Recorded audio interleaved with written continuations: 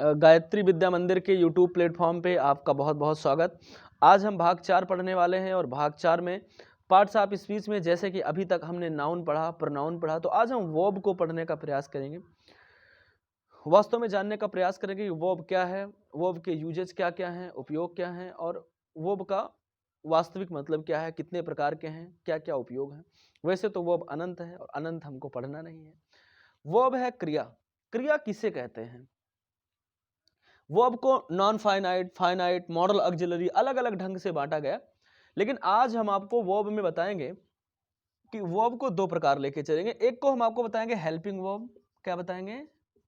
Helping verb, जिसे कहते हैं सहायक क्रिया। हेल्पिंग वर्ब को कहते हैं सहायक क्रिया। दूसरे को कहते हैं main verb. Main verb, main verb क्या है? मुख्य क्रिया। पहले को कहेंगे हेल्पिंग वर्ब सहायक क्रिया, दूसरे को कहेंगे मेन वर्ब मुख्य क्रिया। हेल्पिंग वर्ब है सहायक क्रिया, मेन वर्ब है मुख्य क्रिया। सहायक क्रिया मुख्य क्रिया में क्या अंतर है? हर टेंस की अपनी सहायक क्रिया होती है। Do, does, did, has, have, had, है ना। इन्हें कोपुला वर्ड भी कहा जाता है। ऑक्सफोर्ड डिक्शनरी में कोपुला वर्ड कोई यूज नहीं है। चर्चा किस पर करेंगे? मुख्य क्रिया पर। मुख्य क्रिया क्या है? मुख्य क्रिया, सबसे पहले इसका डेफिनेशन बता देते हैं, परिभाषा। किसी भी वाक्य में जिस कार्य का करना या होना पाया जाए उसे क्या कहते हैं? क्रिया कहते हैं। इन अ सेंटेंस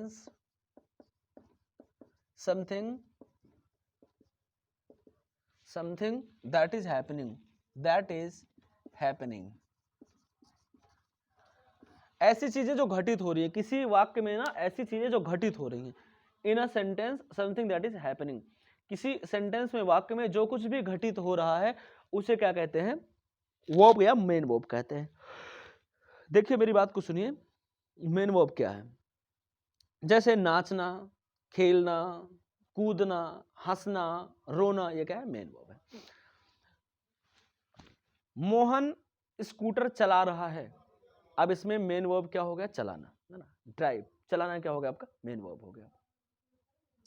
मैं क्रिकेट देख रहा हूं, इसमें आपका मेन वर्ब क्या हो गया? देखना, watch, I am watching cricket, तो वॉच क्या हो गया? मेन वर्ब हो गया आपका। मैं स्कूल जा रहा हूं तो I am going to school, तो जाना क्या हो गया? मेन वर्ब हो गया। ये आपका मेन वर्ब हो गया, है ना। और आप परिभाषा लिख सकते हैं हिंदी में कि किसी वाक्य में किसी कार्य का करना या होना पाया जाए उसे क्या कहते हैं? वर्ब कहते हैं। वर्ब में एक चीज बहुत ज्यादा पूछी जाती है, बहुत अधिक इंपॉर्टेंट होती है। वैसे तो हर चीज इंपॉर्टेंट ही है, लेकिन सबसे ज्यादा इंपॉर्टेंट होता है मॉडल वर्ब। क्या होता है? Modal verb. Modal verb, modal verb क्या होते हैं? कैन, कुड, मे, माइट, है ना, शैल, शुड, विल और वुड। कुछ और भी बच जाते हैं, नीड, डेयर और यूज्ड टू। इतने सारे वर्ब्स हैं जिन्हें मॉडल वर्ब्स कहा जाता है और इनके उपयोग सबसे ज्यादा होते हैं। जैसे मैं स्कूल जा सकता हूं, I can go to school, तो कैन का यूज हो गया है ना। सर क्या मैं, आप अक्सर देखिए स्कूलों में जब आप क्लास के अंदर जाते हैं तो हमेशा आप पूछते हैं सर मे आई कम इन। कई लोग मे आई कमिंग कहते हैं, उसको कमिंग नहीं कहते, उसको कहते हैं कम इन। क्या कहते हैं आप? मे आई कम और इन। इन का मतलब इनसाइड, इन का मतलब इनसाइड, आउट का मतलब आउटसाइड। जब आप कहते हैं सर मे आई कम इन, इसका मतलब आप पूछना चाह रहे हैं कि सर क्या मैं अंदर आ सकता हूं, यही तो पूछना चाह रहे हैं। मे का यूज कर लिया आपने, अब ये मई वाला मे नहीं है। माइट का यूज कर लिया, शैल का यूज किया, I shall tell you. Should का, we should respect our parents, हमें अपने पेरेंट्स का रिस्पेक्ट करना चाहिए, शुड का यूज हो गया। इसी प्रकार से मॉडल के यूजेज हैं। थोड़ा थोड़ा करके हम इसके यूजेज बता दे रहे हैं, आपको बहुत अच्छे से समझ आ जाएंगे।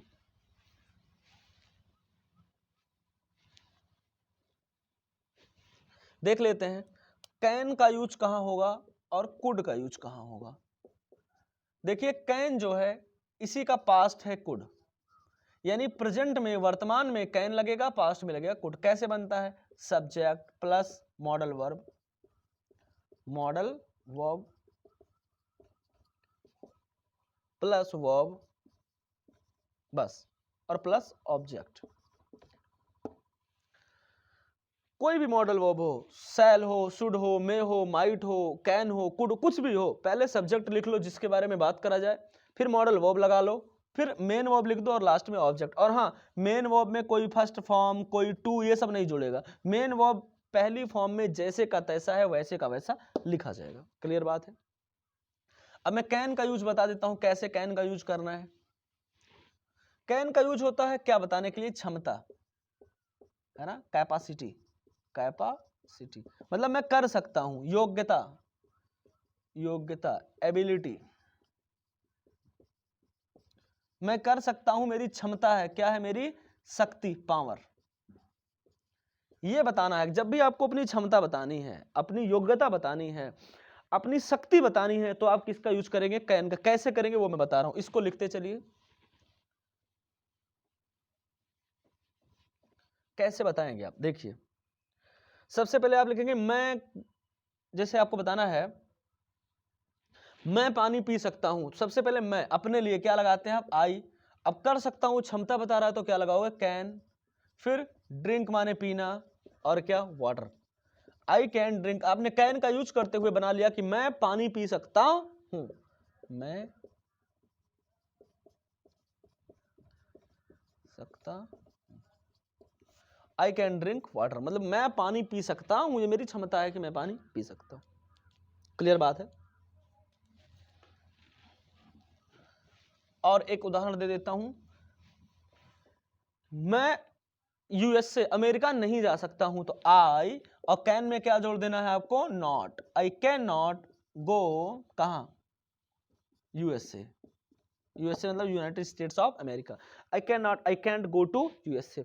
अच्छा, एक बात आपको बताते चलें कि जब भी नेगेटिव बनाना होता है तो कैन में नॉट जोड़ लिया जाता है, इसलिए इसको आप हेल्पिंग वर्ब की तरह ट्रीट करेंगे। किसकी तरह? हेल्पिंग वर्ब की। इसका कोई कैन में कैनिंग नहीं हो सकता, कैंड नहीं हो सकता, ना इसका आईएनजी होता है, ना इसका सेकंड फॉर्म होता है, ना इसका थर्ड फॉर्म होता है। ये मॉडल वर्ब होते हैं, इनको हेल्पिंग वर्ब की तरह ट्रीट करना। जैसे आप इज में आईएनजी थोड़ी ना लगा सकते हैं, ईजिंग लिख सकते हैं क्या? इज में आप ईडी थोड़ी जोड़ सकते हैं, नहीं जोड़ सकते हैं ना। बिल्कुल वैसे ही मॉडल वर्ब में किसी प्रकार की चीजें नहीं जोड़ी जा सकती हैं। कौन कौन से मॉडल वर्ब का क्या क्या यूज है वो मैं आपको बता दे रहा हूं, उन यूजेस के सहारे आप मॉडल वर्ब को लगाते चलेंगे।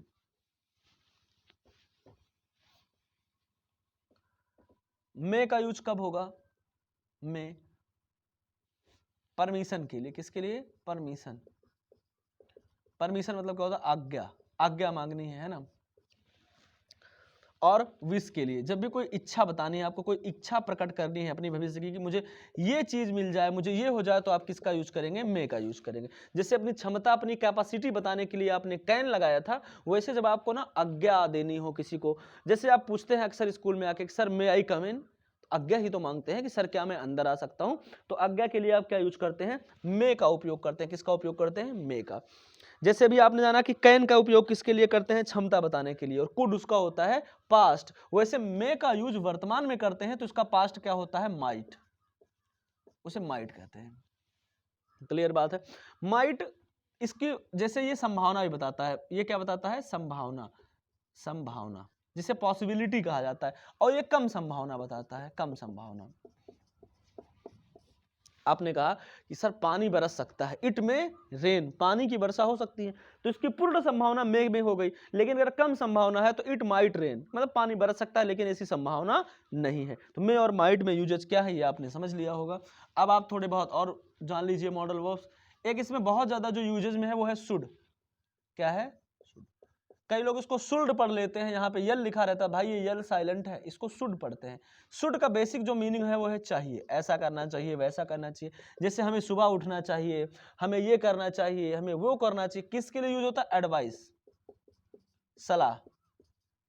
क्या कहते हैं उसको? सलाह, है ना।